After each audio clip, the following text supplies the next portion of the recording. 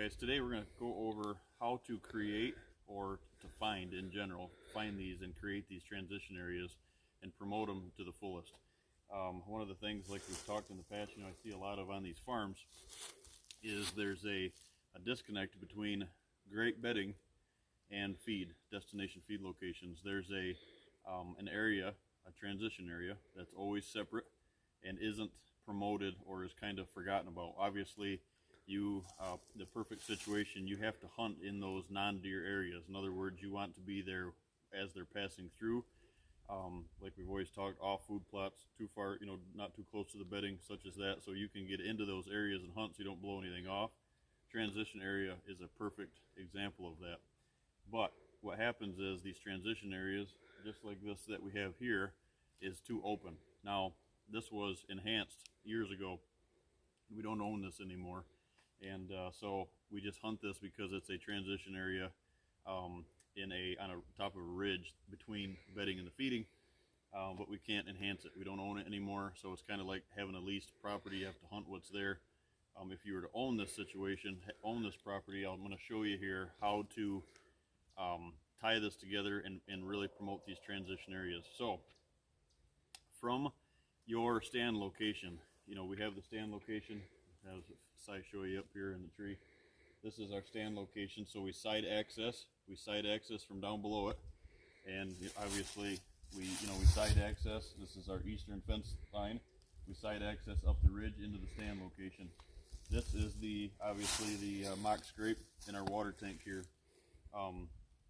which is, like we've said, we hunt this on a south wind. But this area over the top is all from right straight behind me, right in line with this, right down on that, like I've always said, that top third of the ridge is where all the mature buck travel is. So they can scent check top and the bottom. They're not too far on each. But the problem is, as you can see in the distance here, if Si'll show past me, you'll see in the background it's getting thicker. And the farther we go that way, the thicker it gets. And that's where the bedding area is promoted. It just winds down. It's in a bowl, big bowl here, if you will. Winds down, and as it dips down on the end, we start picking up pines, cedars, and it's a little bit lower. And that's where the bedding area was established years ago, and it's still a bedding area today. Problem is, when we get to the top of it here, you can see in this transition area where we're hunting, it's too open. And I see this on a lot of client parcels. So that's why I wanted to talk to you today about it, is how to promote this to make this better. So the idea is to keep that the correct thickness between your bedding and through your transition areas all the way to the feed. The perfect transition area is a transition area that has no breaks in it, and it's the right density, the right stem count, and you're side accessing into that and hunting between your bedding and your feeding. This one here is too open, so I'm going to show you how to create that and make it the right density, the right stem count that you need, so you don't create any way that they can bed closer to you. I see a lot of guys extending their hinge cutting right from the bedding area through their transition area. You got to remember, if you create a hinge cut is for bedding. If it's on the edge, if you're hinge cutting stuff on the edge of field, you're creating bedding. It's the term right now that you always hear, the edge feathering. That's fine, but edge feathering also creates bedding. So you shouldn't be hunting on the edge of the food plots.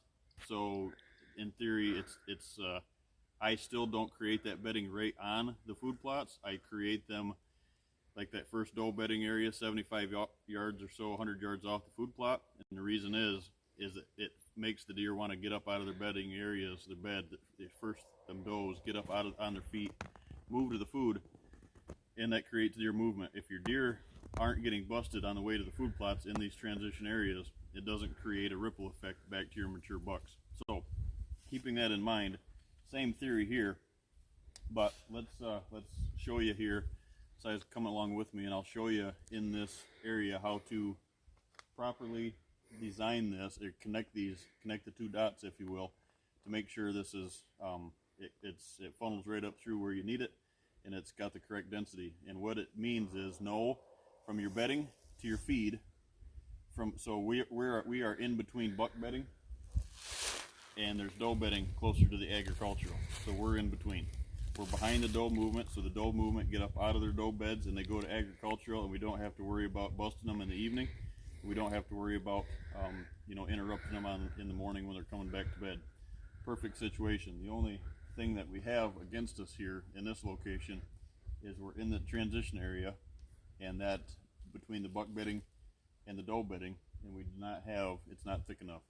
So obviously we want it to all lead up to this location, because this is a stopping point, if you will. We have the water tank, we have the licking branch, and it's still, it's first week of April here, and it's still open. So it's just like we've always talked, these licking branches, it's just a scent station. So you want to obviously bring all that up to it on their way down, transitioning to the agricultural. So we're going to walk down here. I'm going to show you how I recommend doing that to make sure that you connect the dots. Not a straight line, but you got to use the contour. We have quite a bit of contour here. Same concept on the flat ground. Not making direct straight lines, but you have to use what contour is there, what edge is there. So come along with me. We'll go down over the top of the crown here, and I'll show you how I would promote this transition area better.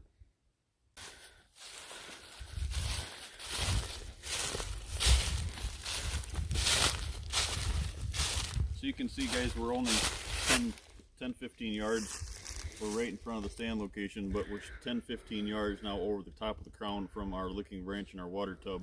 And as you can see right straight past me, if Si would come over just a little bit here, Si, you can show them right down over my shoulder here, and you can see this transition area. And if you kind of scan from here down to the top of, or the bottom of the ridge, you can see it's open. It's this property is a perfect example of TSI. We actually did the timber management on it years ago. The gentleman that owns it now, it's the same theory. It's wide open, hardly any habitat, but this area where we're at is one of those spots where it has enough.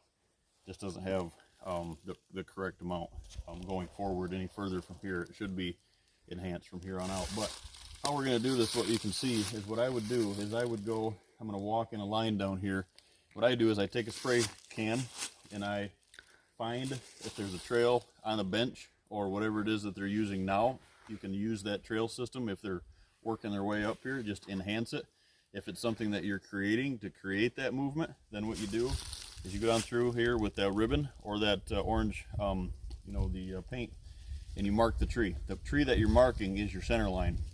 So from here we go down. You're on that top third of the ridge, not at the bottom, not at the top.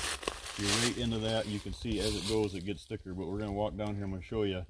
So you draw a center line out. You paint a center line out with your paint. That is the center of your travel corridor in these transition areas. These transition areas need to be about, depending on the terrain, pine versus oak, whatever. I like to have them about 10 to 15 yards wide. So in other words, 5 to 7 yards off from your center line each side. By doing that, you're going to go down through. After you paint them are the trees that you need to take out.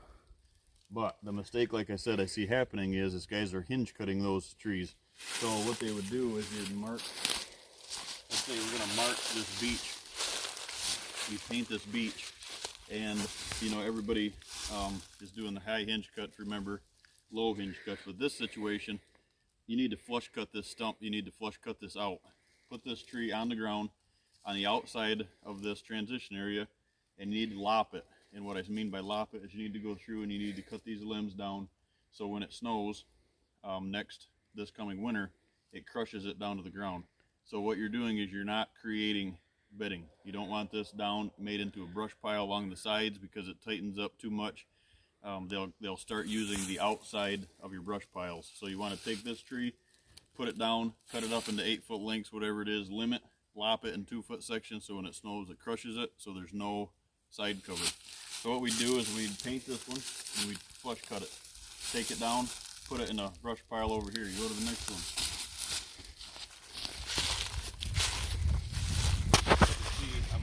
You can see I'm on this top third of the ridge here, and there's a trail, perfect spot. There's a trail right here on the edge that wraps around, and it comes right up to our area before it goes over top of the ridge. What we want to do is just continue to follow this. This is because it was enhanced before years ago. This is an established bench, if you will. Another example, you come down here, paint this one, but do not hinge cut it. You have to, and I can't stress that enough, don't hinge cut on these travel corridors. Flush cut it, get it out of here. If it's firewood, if you burn wood, take it down. What you're doing is, so I can scan up all of the canopy that's in here. Now you have this line, and you can see this tree is going to be gone. This tree is going to be gone. It's on the ground. Same theory as that beech that we did below it, or above it here. Put it on the ground, lop the top, take the log, take the firewood, whatever it is, get it out of there. Scatter the brush, lop it so it smashes during the snow. But this is your center line. Now we got here established, and from here we'd walk down. I would go down to that maple, that hard maple there, and do that again. What you're seeing is, you can see now we're making this line, and I just continue on that bench system. If we were really going to enhance this after I took these out, if you have the possibility, you can get a little mini excavator. You can get a skid steer, small, so it's not a 10-foot dozer width wide. If you got the access to a dozer, I mean, you don't have to go 10-foot wide. That's a tool you can use. No need to take the stumps out because you don't want to create any erosion. You don't want it. You're not building a highway. You're building a bench in a transition area. So flush cut it, put it on the ground, get it out, and create this, like I said, in an open situation. In an open situation, you're trying to let the daylight hit the floor. So this is all grows up to regrowth. This is all thick. So right now there's no edge. The only edge that's here is the edge because of contour. There's no edge. So once they get out of this thick area right here, that's 100 yards, 75 yards from the stand. Once they leave that, this is open. So what they do is that's a typical staging area. And the reason that we're getting daylight or dark pictures here, or we're getting bucks up here this year, we were getting bucks up here because when it was too dark, right at legal shooting light or just after, is because they're all staging up right there. You go into that area right there, there's numerous rubs. So what's that tell you? It's a staging area. They held up right there before they transitioned through this area on their way to ag. What this is, you open this up, this is going to get thick.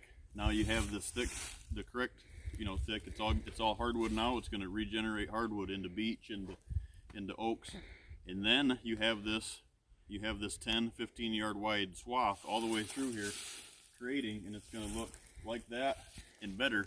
Now you have edge. You have an open ridge below you. You have a ridge top here. This is going to be thick.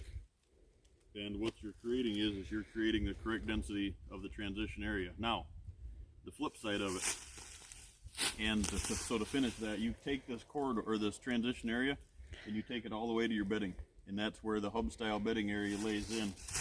So this would be the transition area. Your arm, you lay it right down. Lay it right down. That bedding area is the hub style design down there. So it all funnels into that staging area, coming out of the bedding area, staying on the top third of the ridge here, and it comes right into this area. This transition area is your arm, is the forearm portion of my hub design. This comes through right through your stand area, but as you can see, it's too open. So open means they're going to wait, they're going to hang out till it's dark, and it takes you outside of that window of opportunity. Now, the flip side of it, what's the flip side? The flip side is you have this area, and it's all been select cut years ago, like this was, but this has been select cut many years ago, and it's not, it's too thick. The flip side would be it's too thick. Now what do you do? So if this was solid thick in here of way too much of a stem count, now what you're going to see is the transition area isn't going to be where you want it to be. It's going to be on the outside of it because it's edge. So now what you do, then you got to come through and you got to take the dozer and you got to make that trail through it. You got to take a mulching head on a skid steer and open this transition area up so you get new regeneration. So there's an edge. It's a defined area of movement. So there's a situation that you have to know the difference between, is it too open? Do you need more sunlight? Do you need edge? Or is it too thick where they're not using it and they're going to the outside of it because it's too thick? Moral of the story is connect the dots. Draw the line from your feed, your destination feed location, where we just came from, up through to your your water hole in your licking branch down through here, and you have to connect it to your, and not in, like I said, not in a straight line, but you just weave this around using the contour. You have to connect it back to your bedding area. That, if not, you're going to get wandering deer, especially, and I can show you, especially in a timber management, and I've got some pictures of some other ground that that we've walked and done, especially a timber TSI property. Beautiful property, great log value, absolutely no habitat value to it, and the dinger of it is there's no, it's once they hit this area 75 yards, there's no finished transition area. The only reason we were hunting this is because we'd known for years that this is how they got between the 2 points. Now, like I said, if it was a leased area, you just have to hunt it the way it is. But there's all sorts of things that you can do to that too in a leased situation to promote this. Come in, get the leaves off, get with the landowner, ask if you can plant some spruce, something to make this travel corridor to thicken it up. Get the leaves off from it, even get some oak and maple or whatever to plant in here, but something to thicken this area up to get the correct stem count, the correct density.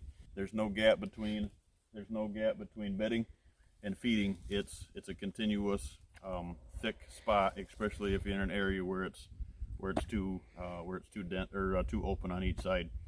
So kind of a tip there on transition area, guys. It's something I seriously believe in. Side access into these transition areas, promote them, make sure they're the right density. If they're too thick, open them up. If they're not thick enough, this is how you create them. Do not hinge cut on transition areas. Don't let anybody tell you that. And the problem with it is, just spoke to a gentleman last week about this in Wisconsin, is the problem with it is there it was too open on a property he had. There was hinge cut. They advised him to do hinge cuts, so he did it. Problem is, going into your tree stand, now you got deer, mature bucks bedded right in front of his stand, and he was defeating the whole purpose. So you want to keep the bedding area, keep hinge cutting in your bedding areas, and just define the line of travel through these transition areas. Thanks, guys.